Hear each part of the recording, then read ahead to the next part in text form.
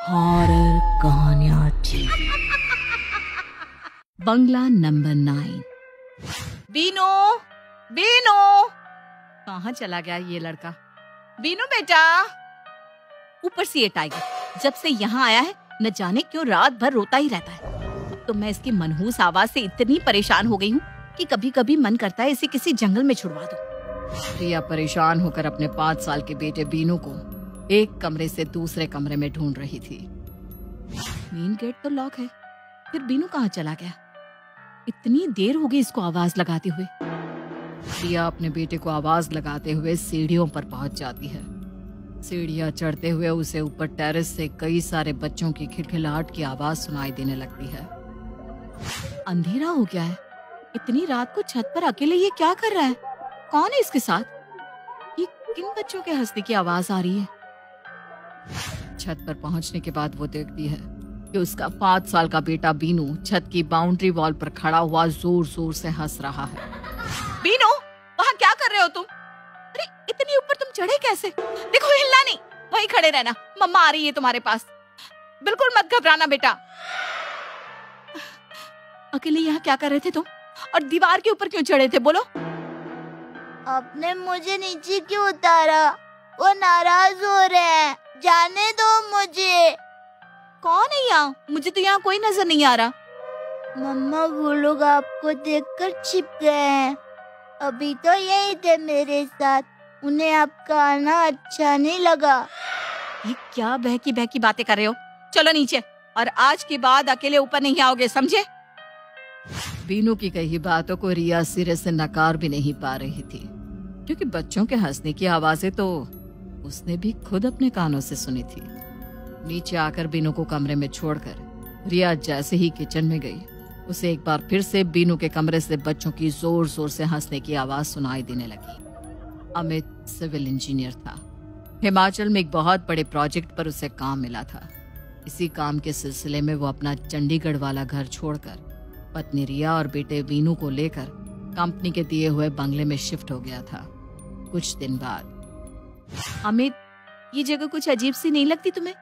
दूर दूर तक कोई इंसान नजर नहीं आता, बस बर्फ और सन्नाटा ही दिखाई देता है हर तरफ। अरे सामने का बंगला है ना, तुम दोस्ती बढ़ाओ उनसे, ठीक है?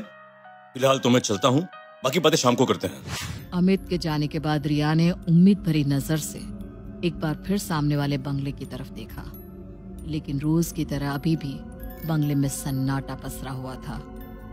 अजीब पड़ोसी है, एक बार हाय हेलो भी नहीं किया। इस बंगले को देखकर ऐसा लगता है जैसे ये बंगला नहीं, भूत बंगला हो। दिन ढल गया था। रिया खिड़की के पास बैठी अमित के लौटने का इंतजार कर रही थी कि तभी सामने वाले बंगले में लाइट ऑन हुई और रिया के ठीक सामने की खिड़की खोलकर एक औरत बाहर की ओर देखने लगी। हेलो। रिया के हेलो कहते ही वो औरत खिड़की के सामने से गायब हो गई और उस कमरे की लाइट भी ऑफ हो गई। रिया कुछ समझ पाती उससे पहले ही उसे अपनी खिड़की के बाहर एक औरत बच्ची के साथ खड़ी हुई दिखाई देती है। अरे आप तो अभी सामने खिड़की पर थी ना? हेलो, मेरा नाम दिव्या है। शायद आप मिलना चाह रही थी, तो मैंने सोचा मैं ही आकर आपसे मिल लेती हूँ। आपको कैसे पता मैं आपसे मिलना चाहती थी? कहने का मतलब है कि इस सुनसान इलाके में पड़ोसियों के नाम पर एक हमारा ही तो बंगला है, ऐसे में कौन मिलना नहीं चाहेगा। ये आपकी बेटी है? रिया ने दिव्या के पीछे छिपकर खड़ी एक 5-6 साल की बच्ची की ओर उंगली करके पूछा। हाँ, मिष्टी नाम है इसका। अजनबियों से घबराती है, इसलिए सामने नहीं आ रही। आप लोग शाम को आइए ना डिनर पर। बरसों बीत गए किसी को अपने घर डिनर पर बुलाए हुए। हाँ, क्यों नहीं। अमित के आने के बाद हम लोग 9 बजे तक आते हैं। थोड़ी देर बाद अमित ऑफिस से घर लौट कर आता है। रिया अमित को दिव्या के डिनर इनविटेशन के बारे में बताती है और फिर वे तीनों रेडी होकर दिव्या के बंगले पर पहुंच जाते हैं। बंगला बिल्कुल सुनसान दिखाई दे रहा था। जैसे ही अमित और रिया ने दरवाजा खोलकर अंदर हॉल में कदम रखा, न जाने कहां से एक काली बिल्ली ने आकर उनके ऊपर छलांग लगा दी। ये कैसा भद्दा मजाक है रिया? पूरे बंगले में अंधेरा है, ऊपर से यहाँ कोई दिखाई भी नहीं दे रहा, और पता नहीं कहां से इस बिल्ली ने हमारे ऊपर हमला कर दिया। रिया, रिया, आर यू श्योर दिव्या ने तुम्हें डिनर पर बुलाया है? ये भी कोई मजाक करने की बात है अमित? अपने घर बुलाकर ऐसे कौन करता है? रिया और अमित ने देखा कि बंगले में रखा हुआ सामान बिल्कुल पुराना और गंदा दिखाई दे रहा था, जैसे सालों से किसी ने इस्तेमाल ही ना किया हो। दीवारों पर लटकी तस्वीरों पर धूल जमा थी और जगह जगह मकड़ियों ने जाल बुन रखे थे। मुझे कुछ ठीक नहीं लग रहा अमित, हम लोग वापस चलते हैं। रिया और अमित जैसे ही हॉल से निकलने के लिए मुड़ते हैं, पीछे से दिव्या की आवाज सुनाई देती है। अरे रिया, कहाँ जा रही हो? अंदर आओ ना, मैं लाइट्स ऑन करती हूँ। दिव्या जैसे ही कमरे में इमरजेंसी लाइट ऑन करती है, वहां पर सब कुछ बिल्कुल साफ सुथरा और नॉर्मल दिखाई देने लगा था। लेकिन न जाने क्यों टाइगर लगातार भौंकता ही जा रहा था और बार बार ऊपर मुंह करके भयानक आवाज में रो भी रहा था। Tiger, tiger, keep quiet tiger. पता नहीं क्या हो गया है इसको। अचानक ही दिव्या गुस्से में टाइगर की ओर देखती है और टाइगर रोते हुए चुपचाप मुंह नीचे करके जमीन पर बैठ जाता है। अमित, रिया और बीनू डाइनिंग टेबल पर बैठ जाते हैं। जैसे ही दिव्या खाना सर्व करने के लिए बर्तन का ढक्कन हटाती है, कमरे में चारों तरफ एक अजीब सी गंध फैल जाती है। ये कैसी स्मेल आ रही है? उफ, मेरा सर चकरा रहा है। रुको, मैं पानी लेकर आती हूँ। अमित, ये कैसा खाना है? मुझे इस खाने में से ही स्मेल आ रही है, मैं नहीं खा पाऊंगी ये खाना। रिया को पानी देकर दिव्या सबकी थाली में खाना परोसने लगती है। छी, अरे ये कैसा खाना है? इसमें तो कीड़े हैं, तभी इसमें से इतनी बदबू आ रही थी। आई एम सो सॉरी, वो एक्चुअली थोड़ा फाइनेंशियल क्राइसिस होने की वजह से हमारे बंगले की बिजली डिस्कनेक्ट हो गई है।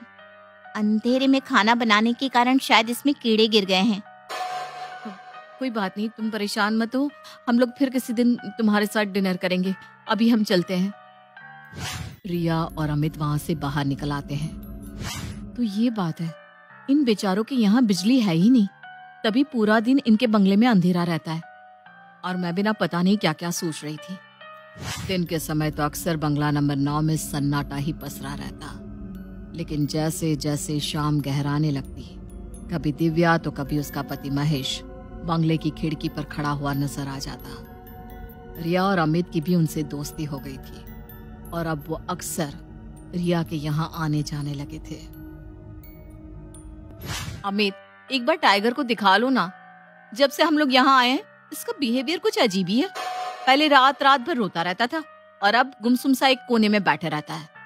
मुझे लगता है इसकी तबीयत कुछ ठीक नहीं है। हाँ, ठीक कह रही हो। अच्छा प्रिया, तुमने बताया था ना कि दिव्या और महेश के 3 बच्चे हैं, लेकिन वो लोग जब भी हमारे घर आते हैं अकेले ही आते हैं, अपने बच्चों को लेकर क्यों नहीं आते? यहाँ तक कि पिछले 2 महीने में मैंने एक बार भी उनके बच्चे को नहीं देखा है। बात तो तुम्हारी ठीक है, मैंने भी उनके बच्चे एक भी बार नहीं देखे। दिव्या कहती है कि वो किसी के भी सामने आने से शर्माते हैं, इसलिए घर से बाहर ही नहीं निकलते। पता नहीं, मुझे तो ये फैमिली बहुत ही अजीब लगती है। तुम्हें ऐसा नहीं लगता? रिया और अमित बातें कर ही रहे थे कि तभी बंगले का मालिक घनश्याम उनके घर की बेल बजा देता है। अरे सर, कैसे हैं आप? अरे बंगले में आपको कोई प्रॉब्लम तो नहीं है? वैसे तो आपको मेरे बंगले में रहने में कोई प्रॉब्लम नहीं आएगी। मैंने बंगले को बहुत अच्छे से मेंटेन जो किया है। बस इस एरिया में रहने की एक ही प्रॉब्लम है कि यहाँ पर रहने वाला इंसान एकदम अकेला पड़ जाता है। अब ले देकर 2 ही बंगले हैं और उसमें भी सामने वाला बंगला बरसों से खाली पड़ा हुआ है। अरे आपसे किसने कहा कि सामने वाला बंगला खाली है? सामने तो दिव्या और महेश की फैमिली रहती है, अच्छे और मिलनसार लोग हैं। क्या नाम बताया मैडम आपने? दिव्या और महेश? अरे कोई गलतफहमी हो रही है आपको। सामने वाले बंगले में कोई नहीं रहता है मैडम। वो बंगला पिछले 12 सालों से ऐसे ही खाली पड़ा हुआ है। अरे हम बता रहे हैं ना, सामने फैमिली रहती है। आप रुकिए, मैं आपको अभी उनसे मिलवाती हूँ। अरे मैडम, जिस दिव्या और महेश की आप बात कर रही हैं ना, वो आज से 12 साल पहले इस बंगले में रहते थे। बहुत कर्ज में डूब गए थे, एक तो अकेलापन और ऊपर से लेनदारों के उलाहने। डिप्रेशन में आकर एक रात परिवार सहित आत्महत्या कर ली थी उन लोगों ने। उनके सुसाइड के बाद इस बंगले में कभी कोई रहने नहीं आया। और आप कह रही हैं कि आपने दिव्या और महेश को देखा है। मकान मालिक घनश्याम की बात सुनकर दिव्या और अमित के होश उड़ गए थे। पिछले कुछ दिनों से उनके साथ घट रही सभी अजीबोगरीब घटनाओं का उत्तर जैसे उन्हें मिल गया था। अब मुझे समझ में आया। अब समझ में आ रहा है कि बीनू क्यों ऐसा कहता था कि उसके दोस्त हमें देखकर छिप गए हैं। उसके कमरे से आती बच्चों के हंसने की आवाजें किसकी थी? दिव्या का बंगला इतना अजीब क्यों था?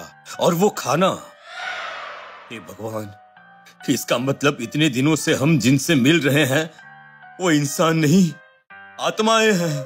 दिव्या और अमित का चेहरा डर से सफेद पड़ गया था। मकान मालिक घनश्याम पूरी कहानी सुनाकर वहां से जा चुका था। तुम बीनू को लेकर आओ, मैं गाड़ी निकालता हूँ। बीनू बेटा चलो, हमें अभी यहाँ से चलना होगा। मम्मा वो कह रहे कि अगर हम यहाँ से गए तो वो हमें मार डालेंगे। कुछ नहीं होगा बेटा, मम्मा है ना आपके पास, चलो बेटा। रिया बीनू का हाथ पकड़कर कमरे से बाहर आती है तो देखती है कि 3 भयानक शक्ल वाले बच्चे सामने खड़े होकर गुस्से में उसे घूर रहे हैं। हमारा डर ही इनकी ताकत है बेटा, डरो नहीं, चलते रहो। तभी दरवाजे पर दस्तक होती है। रिया, दरवाजा खोलो, तुम ऐसे यहाँ से नहीं जा सकती। रिया, अमित पीछे वाले दरवाजे से बाहर चलो, हमें अभी यहाँ से निकलना होगा, जल्दी करो। अमित बेटे विनू और रिया को गाड़ी में बिठाता है और गाड़ी स्टार्ट करने लगता है। अरे ये गाड़ी स्टार्ट क्यों नहीं हो रही है रिया? मुझे बहुत डर लग रहा है। अमित बहुत कोशिश करता है लेकिन उसकी गाड़ी स्टार्ट होने का नाम ही नहीं ले रही थी। तभी आसमान में काले बादल घिराते हैं और तेज बरसात के साथ बिजली चमकने लगती है। बिजली की चमक में अमित को अपनी गाड़ी के सामने दिव्या और महेश डरावने चेहरे के साथ खड़े हुए दिखाई देते हैं। जल्दी जल्दी जल्दी अंदर चलो चलो, और मन ही मन में भगवान का नाम लेते रहो। दिव्या और महेश समझ गए हैं कि हम लोग ये घर छोड़कर जा रहे हैं और शायद वे लोग हमें यहाँ से जाने नहीं देना चाहते। रिया और अमित दौड़ते हुए वापस अपने घर के अंदर आ जाते हैं और मन ही मन भगवान बजरंगबली का स्मरण करने लगते हैं। बाहर से लगातार महेश और दिव्या के दरवाजा पीटने की आवाज सुनाई दे रही थी। पूरी रात दिव्या और महेश की आत्मा तरह तरह से उन्हें डराने की कोशिश करती रहती है, लेकिन रिया और अमित एक दूसरे का हाथ थामे लगातार हनुमान चालीसा का पाठ करते जा रहे थे, जिसके कारण वो दोनों आत्माएं उनके नजदीक नहीं आ पा रही थी। रिया और अमित के जीवन की ये सबसे कठिन रात थी। अचानक दरवाजा पीटने की आवाज बंद हो जाती है। रिया देखती है कि उनकी घड़ी में सुबह 4 बजे का अलार्म बज रहा है। सुबह के 4 बज गए हैं, शायद इन आत्माओं की शक्ति खत्म हो गई है। अमित, यही कारण है कि ये लोग हमेशा रात में ही दिखाई देते थे। यही सही समय है, हमें इस बंगले को छोड़कर निकल जाना चाहिए। रिया की बात मानकर अमित एक बार फिर गाड़ी स्टार्ट करने की कोशिश करता है और इस बार वाकई गाड़ी स्टार्ट हो जाती है और वे तीनों अपनी जान बचाकर उस बंगले से हमेशा हमेशा के लिए बाहर निकल जाते हैं।